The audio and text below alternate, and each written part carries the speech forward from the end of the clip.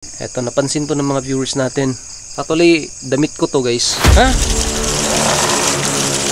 Guys, tingnan na to orasyon guys. Kumutalab siya ang orasyon guys. Orasyon. Guys, kapi. Matapang guys, matapang. Atake ka talaga ha. Etong sa'yo.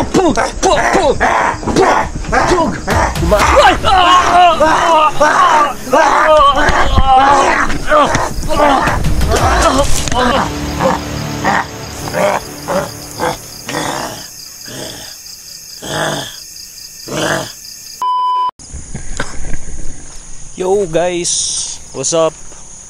So, andito pa rin tayo guys sa lugar po kung saan meron tayong nasunog dito na isang aswang at manananggal. So ngayon guys, inihintay pa rin natin na baka may makita tayo dito na tao na pwede nating makausap, pero until ngayon wala pa rin tayong makita. So ewan ko kung nasa na yung mga tao. Kanina pa ako dito guys, umaga. Parang ngayon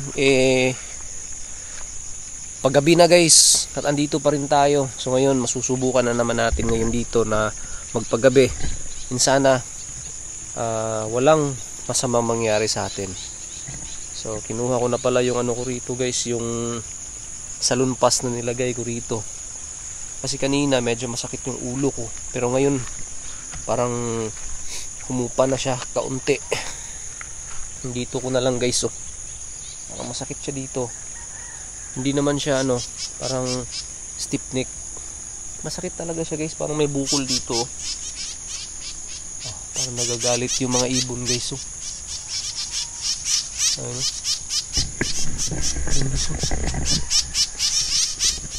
Parang nagagalit sila sa akin guys. Yun, oh. Parang uulan ata ngayon eh.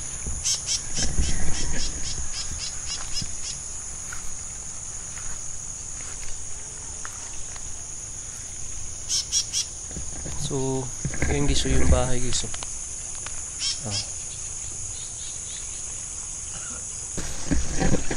So, andito pa rin tayo guys sa lugar natin. Ngayon maghahating gabi na or paggabi na guys. Pero sa ngayon dito pa rin tayo. So, eto banda, habang nag-aantay tayo dito ng tao na pwede natin makausap kanina guys, eto, naabutan tayo ng dilim. So ngayon nag-aagaw na yung dilim at saka liwanag dito sa location natin. Pero ngayon dito guys, yan yung langit, kita nyo. Nag-aagaw na yung dilim at saka liwanag. Ngayon guys, susubukan natin, taniman natin to na mais dito. Magtatanim muna tayo dito na mais. So dyan lang muna tong camera natin.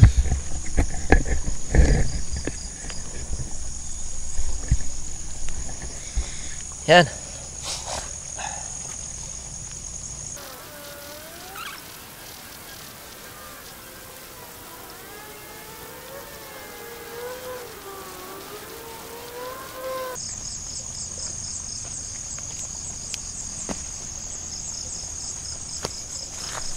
So guys, ngayon ginabihan na tayo dito guys. Magabi na, gabi. So ngayon guys, punta na tayo dun sa ano, bahay. Kasi gabi na.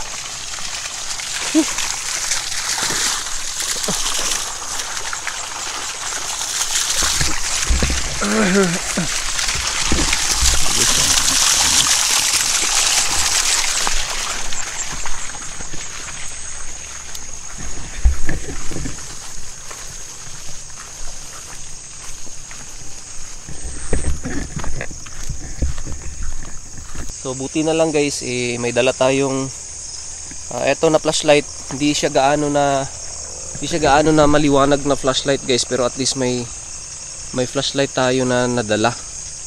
So ayan yung location, no. Yun yung bahay guys, oh. Yan.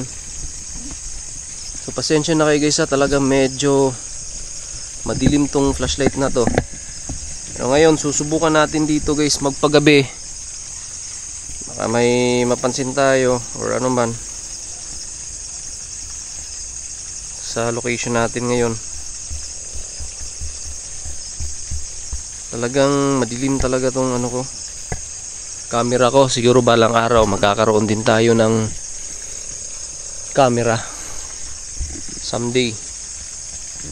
So maraming beses na sana tayo na muntik na makabili ng camera pero nagigipit kasi tayo. Pero sa ngayon pasensyahan nyo na po guys. So lalo na sa mga viewers na nagchat sa atin kung bakit daw masakit sa mata tong camera natin. So balang araw guys magkakaroon din tayo. Pero sa ngayon pagtiyagaan nyo lang muna to guys. And pipilitin din natin guys na makapag-share sa inyo ng magandang content, magandang quality ng video at talagang nakaka-entertain na ipapalabas natin dito sa Storyang Kilabot TV. So guys, so ngayon andito pa rin tayo sa location na to. Yan. So hanggang ngayon guys tawag na ito,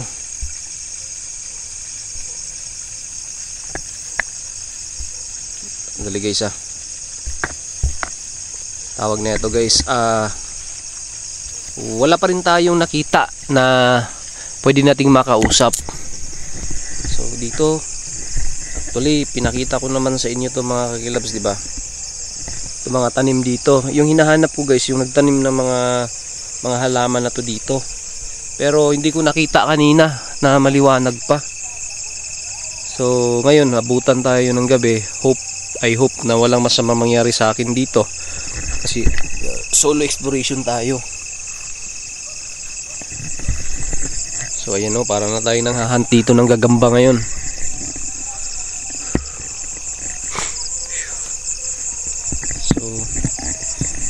Dito tayo guys.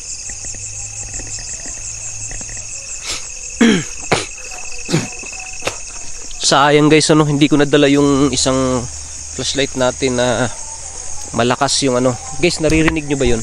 Ito yun. Yan. Yan. May nagtitinda ng isda. So dyan kasi banda guys, dyan kasi na location yan. Kaya kung nakikita ba ninyo, yan, yun. Yun. Yan, may mga mga ilaw-ilaw. Daanan kasi yan dyan guys. Highway yan dyan. Highway dyan. Sa taas yan. Taas yan. Dito baba to kasi to dito guys isang abandonado na palayan to dito dati. So nakikita nyo, may mga ilaw-ilaw. Malayo yan. Baka akala nyo malapit yan. Malayo yan guys.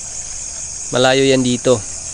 At syempre maririnig natin yung mga tunog ng mga motor tsaka truck, lalo na kapag bumuebuelo na kasi paakyat yan dyan guys paakyat yan dyan. Kaya naririnig nyo yung mga motor tsaka yung mga tunog ng mga truck. So guys, tara. So yan yung bahay guys yan. So medyo maaga pa naman ngayon guys. Siguro mga alas 6 ata siguro ngayon. Ayan So oras alas 6:07. So alam nyo ba guys, yung oras na to ngayon, ito yung labasan ng mga iba't ibang elemento sa location na to, gaya neto tsaka sa iba pa mga haunted places. Ganitong oras yung labasan ng mga elemento guys, mga engkanto, mga tikbalang, kung anumang klase ng mga elemento na gumagala sa gabi. Naalala nyo ba, sabi ng mga magulang natin nung bata pa tayo, wag na tayong lalabas kapag ganitong oras, baka papaglaruan tayo ng mga ibang elemento. Pero ngayon nandito tayo para ipakita sa inyo ang location natin. Yan. So napansin to ng mga viewers natin. Ito napansin to ng mga viewers natin nung umaga tayo. Actually, damit ko to guys. Damit ko to. Oh, damit ko yan. Pero hindi ko brief yan. Makaakala nyo brief ko to. Hindi ko brief yan ha. Galagao. Dun sa loob guys, may nakita tayo. Umaga tayo, may nakita tayo dito sa loob guys. So re-review pa natin tong camera natin, yung camera natin no, mga dalawang video kaninang umaga na ginawa natin dito. So re-review natin yun. So ngayon guys, tara. Puntahan natin dun sa ano, puntahan natin dun sa flowing. Tara. Wow guys, ayun yun, ay tumunog na guys.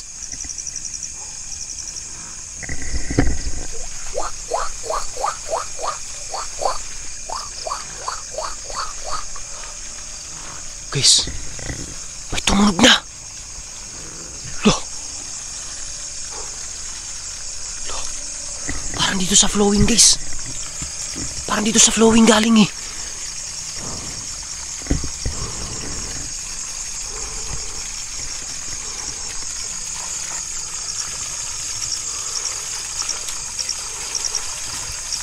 Lah. Nakikita niyo ba, nakikita ko guys? Yun o. Wala yun. Aswang to. Aswang. Bakit ngayon ka lang napakita? Wala ka kanina. Bakit ngayon ka lang nagpakita sa akin? No, guys. Aswang ka ba o nagpa-aswang-aswang lang ka? Ha? Guys, tikingan na itong orasyon guys. Kumutalab siya ang orasyon guys. Orasyon. Nahadlok siya sa orasyon na to guys. Aswang ni guys. Orasyon na to kutrobe. Orasyon. Napagyapoy aswang na diri sa itong location guys. Tara. Tuon na to guys ha. Tuon na to guys. Dakpunta ni. Hulihin natin ito. Ayun ka. Hulihin kita. Aswang ka ha. Kanina ka pa ba dito? Kala mo natatakot ako sa iyo ha? Hindi ako takot sa iyo. Aswang to guys. Hulihin natin to guys. Eto sa iyo. Yun. Takot siya sa orasyon natin guys. Orasyon. Yun. Takot siya. Guys, aswang to. Maatake guys. Maatake.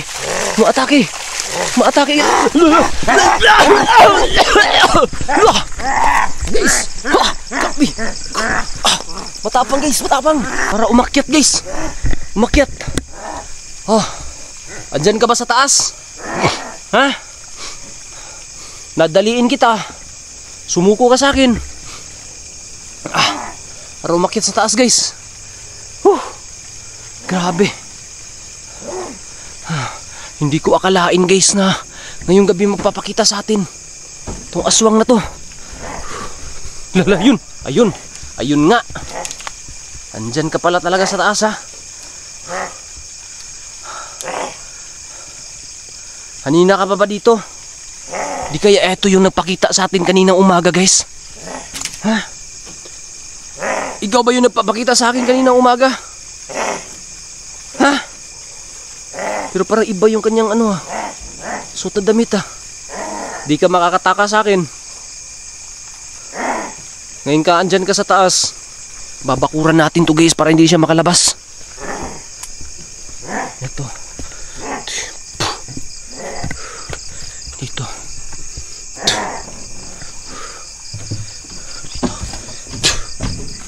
Dito. Tsaka ito guys. Umaakit tayo.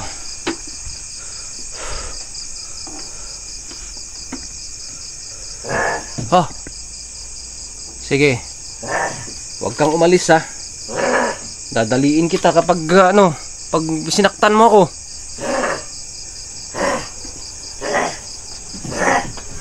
Loh! Umaatake ka talaga ha. Itong sa'yo. Umaatake talaga guys. Talagang talagang agresibo to. Agresibo to guys. Di tayo pwede pakampante dito. Di tayo pwede pakampante guys. Akyat tayo guys. Ayun na naman. Ayun po. Ayun naman po. Hala guys. Hindi siya tinatablan guys. Paano to? Tanis na guys. Grabe malakas guys. Sumuko ka na. Sumuko ka na. Huwag mo nang pahirapan na sarili mo. Etong sa'yo. Sige. Grabe guys. Malakas talaga siya. Sige, wala.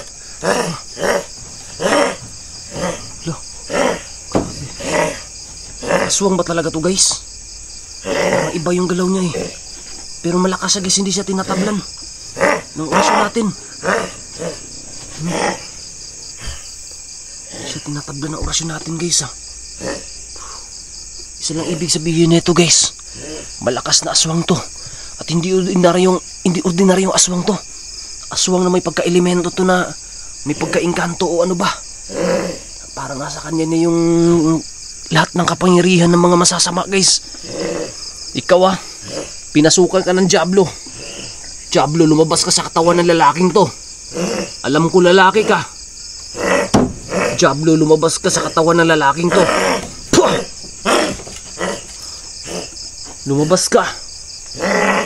Ayaw mo mapakaitsapan, Diablo ka. Dadaliin kita. Guys, namumutla yung kanyang kamay guys. Diablo ka, umalis ka sa katawan ng lalaking to. Yan. Diablo ka talaga, umalis ka sa katawan ng lalaking to. Yan. Parang nasasaktan yung Diablo guys. Kawawa naman ang lalaking to guys. Hindi natin to sasaktan. Nai-influensyahan siya ng masamang espiritu guys. Diablo ka, umalis ka sa katawan ng lalaking to. Etong sa'yo.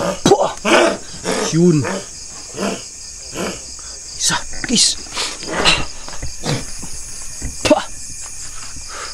Parang iba yung kanyang amoy guys. Mabaho yung kanyang amoy.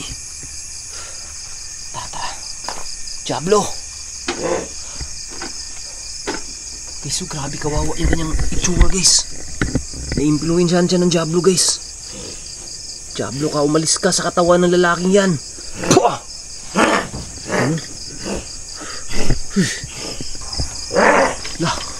Diablo, umalis ka sa katawan ng lalaking to.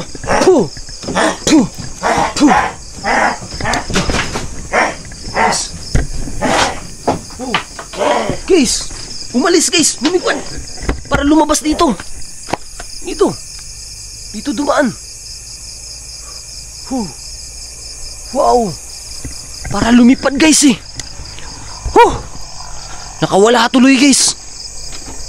Lumipad. Diyan dumaan sa pinto na yan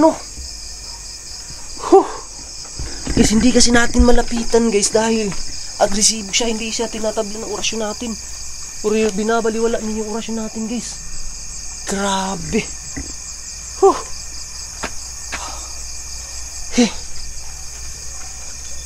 Sayang yun na. Nahuli na sana natin yun guys. Kung may kasama tayo. Pero hindi ko inaakala guys na ganun kalakas yun. Grabe yun. Parang sinasaniban siya ng masamang espiritu guys. Diablo yung sumanib sa lalaking yun guys. Alam ko na may puso siyang mabait, pero hindi pa rin tayo pakampante. Baka andito lang yun sa paligid at nagmamasid sa atin guys. Dali guys, kailangan lang natin magmasid guys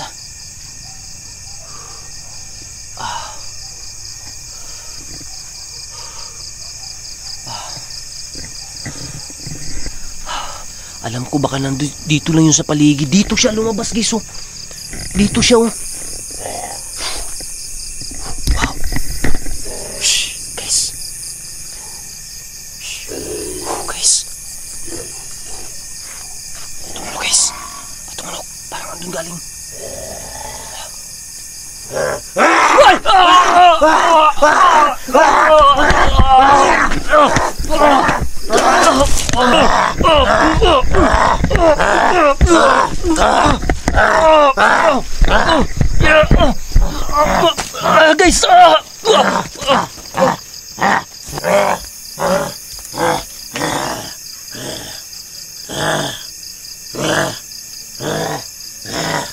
Ah.